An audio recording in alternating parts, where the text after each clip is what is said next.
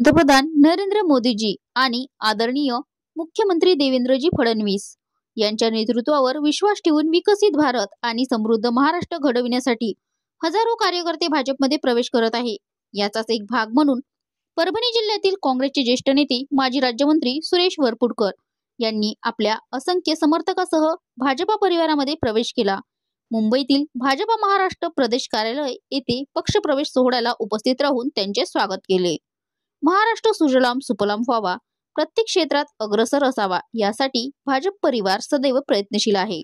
श्री वरपुडकर यांच्या पक्षप्रवेशाने परभणी जिल्ह्यात भाजपा संघटना अधिक मजबूत होईल। पक्षात प्रवेश केलेल्या सर्वांचा भाजपामध्ये सन्मान राखला जाईल अशी ग्वाही यावेळी दिली।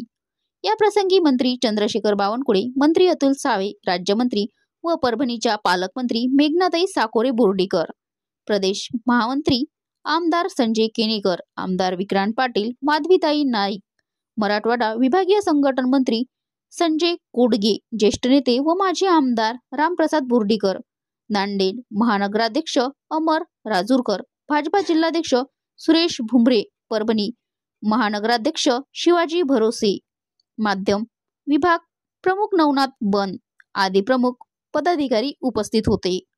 MN न्यूज 24 तासासाठी महादेव नरवटे, परभणी।